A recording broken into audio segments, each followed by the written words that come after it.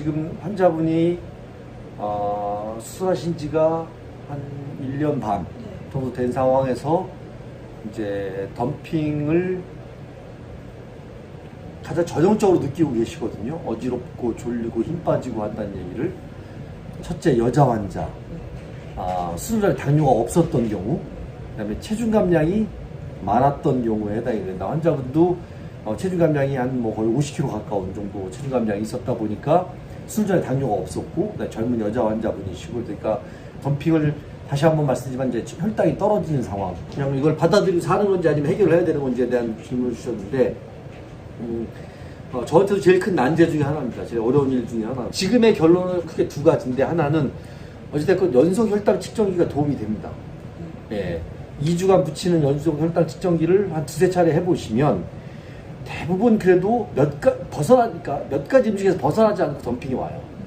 왜냐면 사람이 그 일주일 식사를 한다는 게 사실 그렇게 막 다채롭지만은 않거든요. 그러다 보니까 이제 본인이 드시는 음식을 찾아서 덤핑이 오는 걸 찾고 그걸 안 드시는 거죠. 예, 그렇게 해도 해결이 충분히 했던 환자분들이 분명히 있고, 그런데 이제 그게 생활 습관상 그게 어렵고, 또 덤핑이 시간이 지날수록 저혈당에 빠지는 횟수와 강도가 심해지면 약을 쓰는 방법이 있습니다.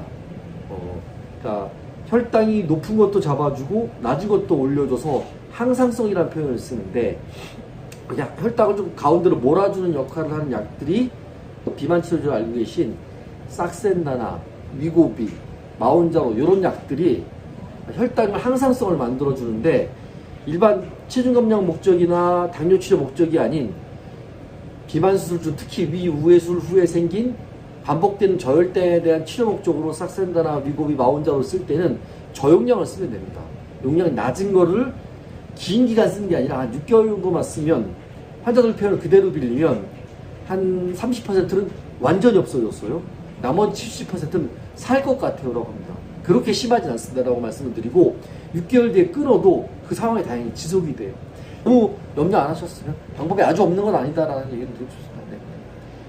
네, 마지막으로 만일 이게 삶의 질에 너무 저하가 된다, 복원을 할 수도 있기 때문에 덤핑이 너무 고통스러운 경우에 해결 방법이 없다라는 건 아니라는 거는, 이건 이제 마지막 보루로 하나 말씀만 드려두겠습니다. 네.